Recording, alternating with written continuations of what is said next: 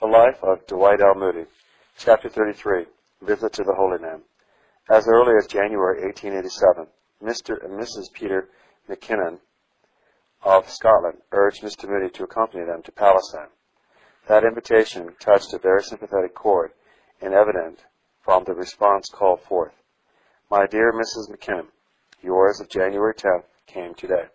I could hardly keep back the tears as I thought of going to Calvary, Gethsemane, and the Mount of Olives with you.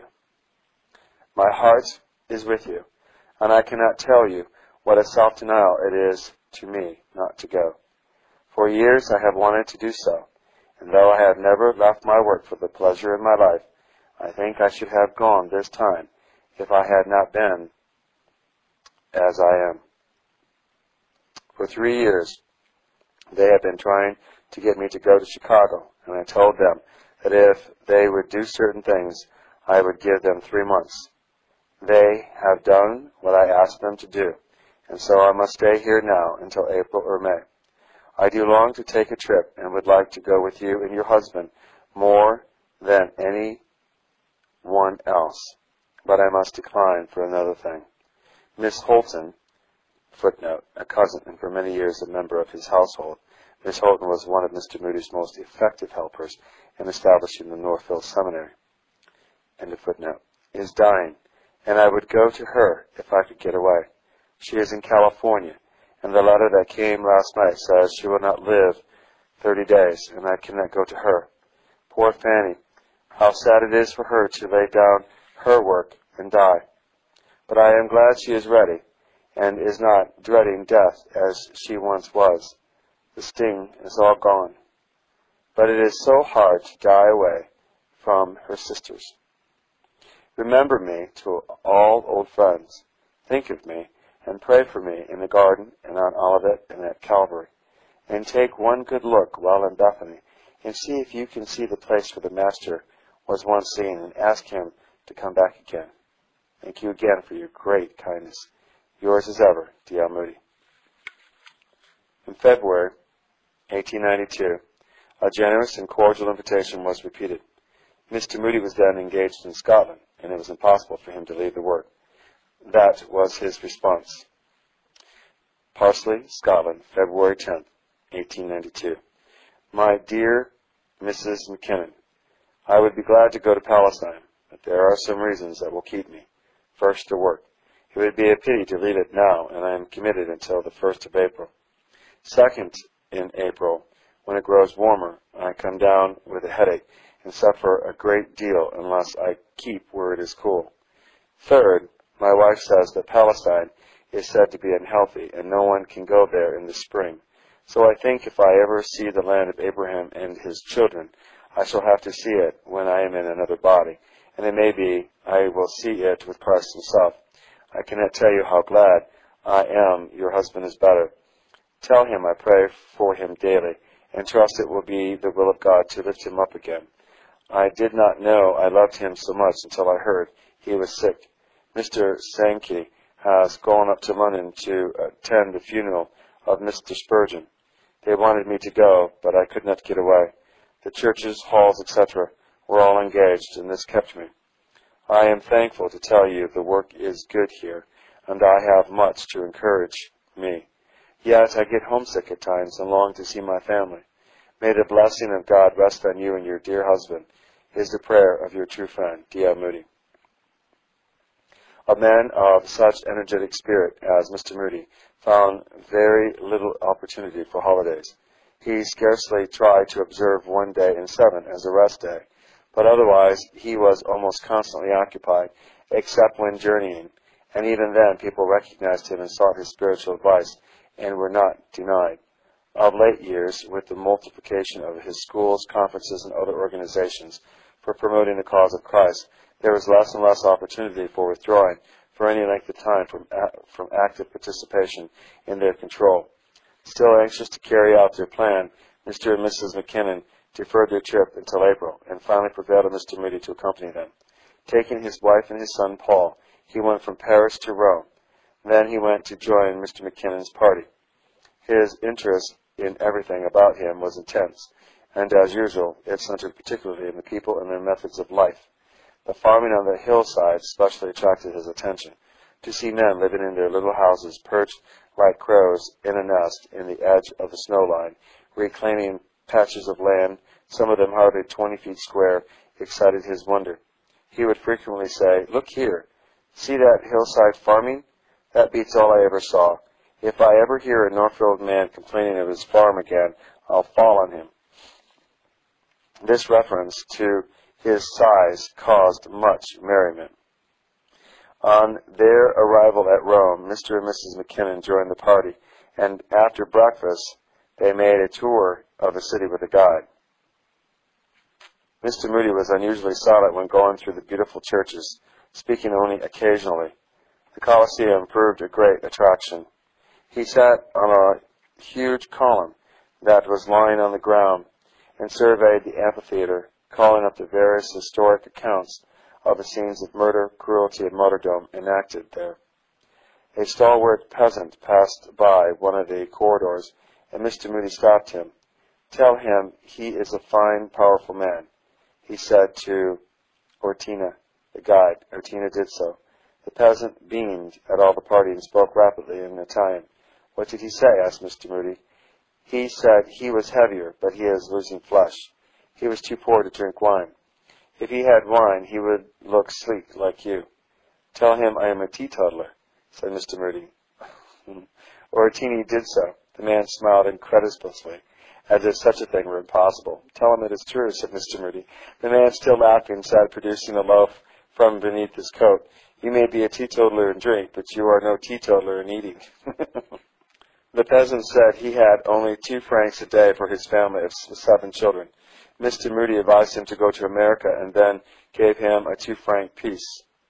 The party passed on. The man called to the guide and ran back, holding out the piece of money. "What is the matter?" said Mr. Moody.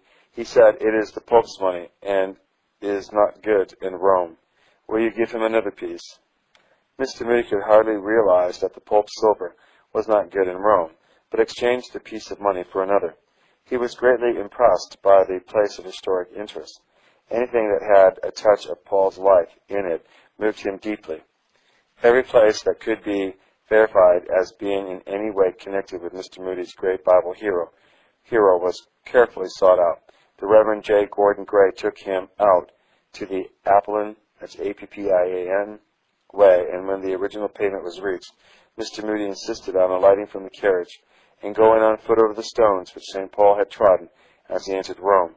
The ruins of Neo's palace on the Palatine Hill had far more attraction for him than St. Peter's or any of the spectacles of modern Rome. He seemed to take great delight in the many monuments which Rome had erected to Paul, saying that the emperors who tyrannized the earth were remembered only by ruins.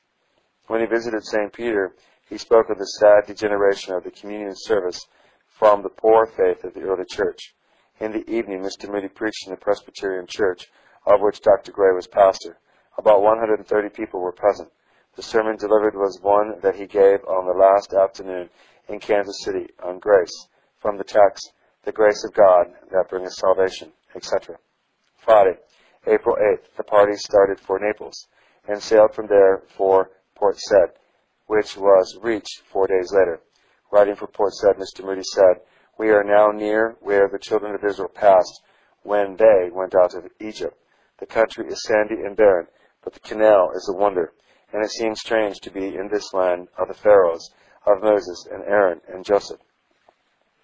After coaling the steamer at Port Said, they sailed to the Suez Canal in Ismailia. Little sleep was taken that night. About midnight, they passed the old Syrian road at Canberra, where the ancient Jews and others traveled from Europe and Asia into Egypt, where no doubt Joseph was carried by the caravan. In Ismailia, a train was taken to Alexandria through the land of Goshen, full of interest to every Bible student. Mr. Moody's thirst for information was satisfied here, as everywhere, by an early morning rise with a guide before the rest of the party were up. At Alexandria, a boat was taken for Joppa. The Holy Land was sighted on Good Friday. The landing of Joppa was not made until late in the afternoon, and about 4 o'clock the start was made for Jerusalem. Supper was eaten at Ramleth. Mr. Moody finished before the rest and said he would go out into the air. When the party was ready to start, he was nowhere to be seen, and calling failed to reach him. The carriages were entered, and after a while he was overtaken. He had informed the guide that he was going on before, but was now beginning to be frightened, as he had seen several dark-looking Arabs scowling as they passed and spitting at him, and he thought it wiser to take the carriage. The moon rose brightly over the mountains as the carriages drove on. About 1 o'clock, a cup of coffee was served at Colonieth, Colonieh. Active signs of life were seen along the road. Caravans of camels, heavily laden, passed many times. Jerusalem was reached at 3 o'clock Saturday morning, and after a few hours' rest, a walk was taken about the city, out to the tomb of David, alongside of which was a little house, where in an upper chamber it is said that the Master ate the Last Supper. Mr. Moody was incredulous on all the traditional sites seen in Jerusalem, except the Temple and Calvary. He said the most of the localities were obscure, but the hills you cannot change nor remove. Mr. George D. Mackay of New York, who joined the party on the trip, says of the first day of the Holy City, our walk around Zion Hill finished at the Joppa Gate. Just before reaching it, we saw a group of leopards. The sight was pitiful in the extreme. The thought of contamination was utmost, and we hurried by, anxious to pass such misery. In the afternoon, Paul Donald, Mr. Mackey's son, and I got donkeys and rode to the top of the Mount of Olives. On the way, we passed Calvary. Mr. Moody took his Bible early Easter morning and sat on the Mount of Olives. In the afternoon, he preached to a large audience on Calvary under the aspect of the English Church Missionary Society. At least 300 people were present, largely native and visiting Christians. Some, spelled M-U-S-S-U-L-M-A-N-S, and Jews came to listen, attracted by the crowd. Mr. Moody was in excellent spirits and preached with an emotion that he had rarely, if ever, equaled in any sermon. He heartily chose a text, beginning by saying that he had preached for 30 years, but had never felt the awe of God that he did at that moment. He pointed out the various spots and sites and linked them with their stories in the Bible, Mizpah and Samuel, Moriah and Abraham, the distant hills of Moab, and Ruth, Olivet, and Jesus. He likened the sacrifice of Isaiah to the coming offering up of Jesus, and spoke of how Jesus must have felt as he passed this hill in a boyhood, knowing that there he should offer up his life.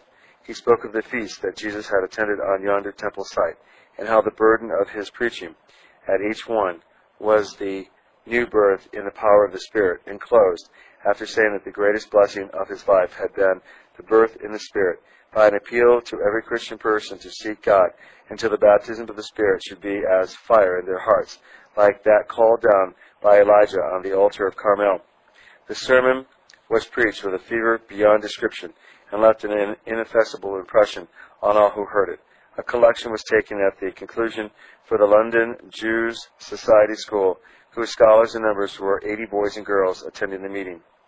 The weekdays were spent in visiting places of interest in Jerusalem and the immediate vicinity. One day was devoted to Hebron. In Jerusalem, all the sacred spots, like the Holy Sepulchre, were too uncertain, or else too transformed by doughtiness to please him. On Monday, the party went to Bethlehem and Solomon's Pools. At Bethlehem, they drank at the well so dearly loved by David, and photographed a group of Arabs at the curb.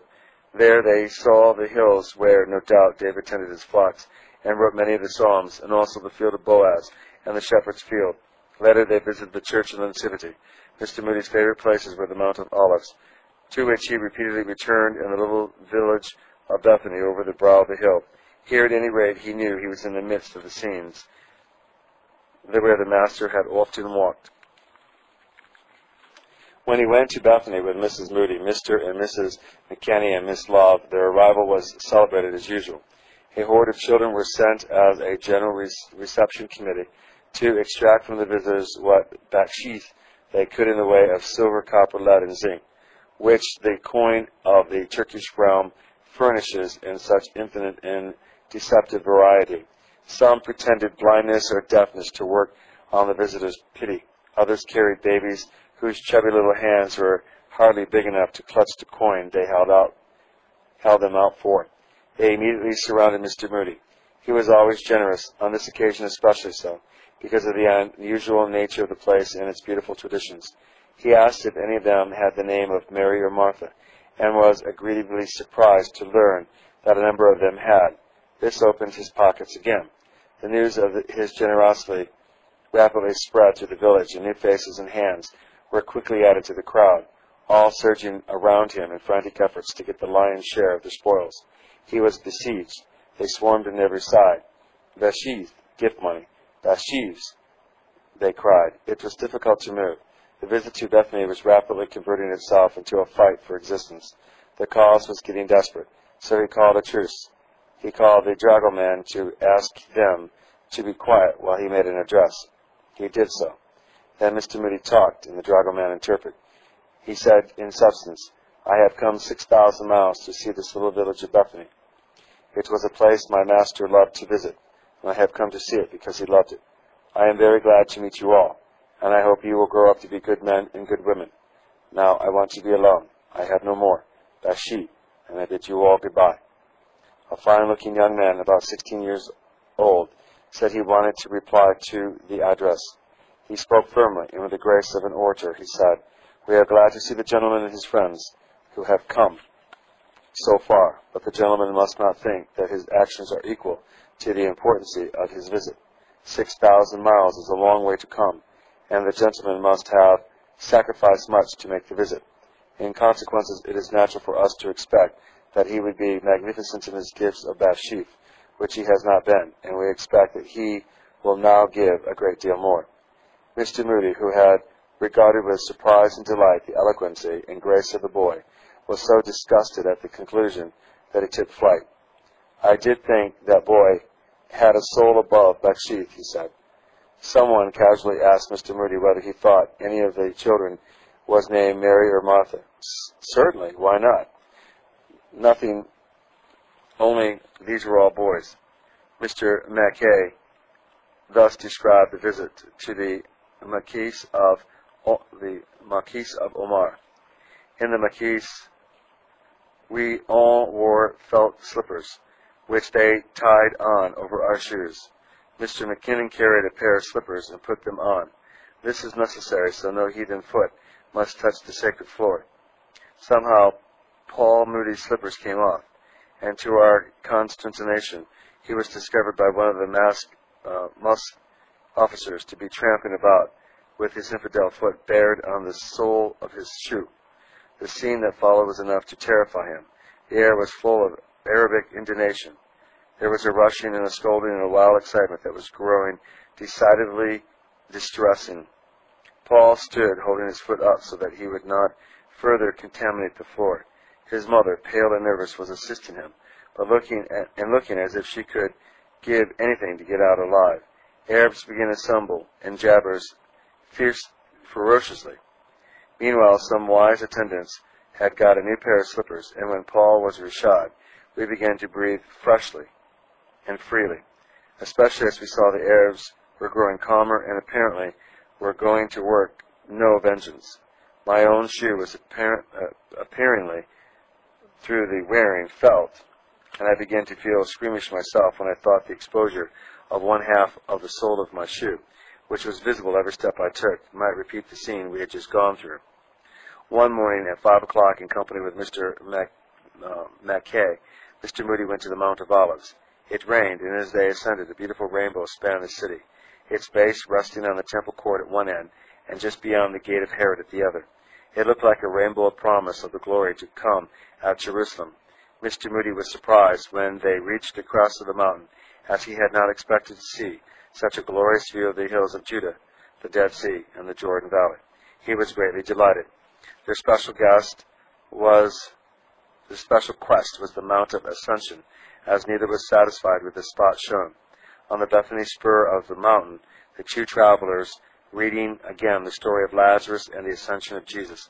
Together they prayed, Mr. Moody pleading with the Lord to come quickly and to sanctify their visit to that spot by their growth in grace. He was deeply moved and prayed most fervently. It was fully 11 o'clock when they returned, having been nearly 5 hours on the mountain. In the afternoon they went to the Jews' wailing place and the pool of Siloam.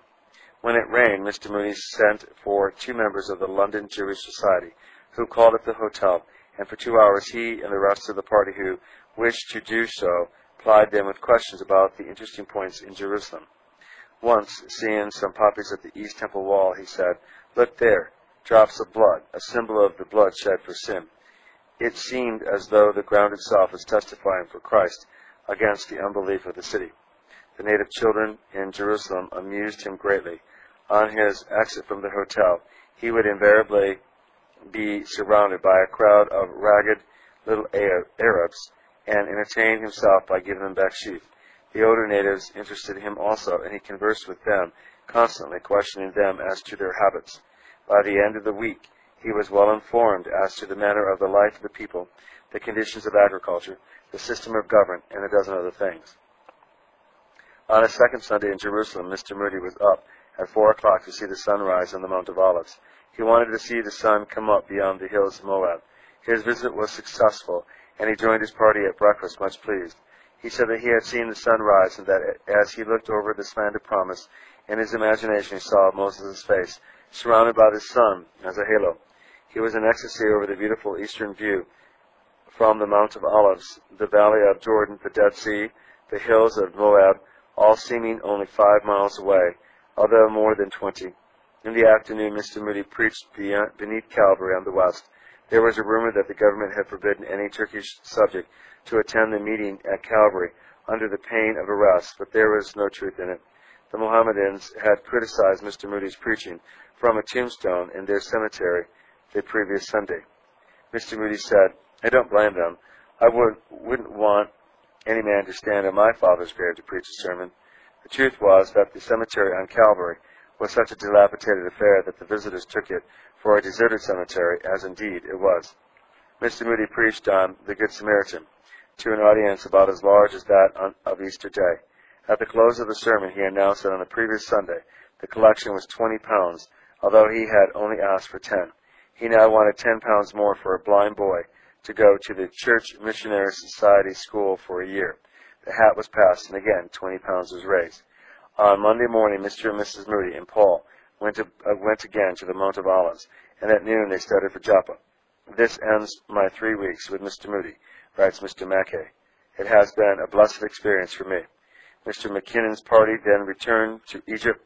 Several days were spent in Cairo visiting the pyramids and other points of interest, and in the first week of May the party started for Italy.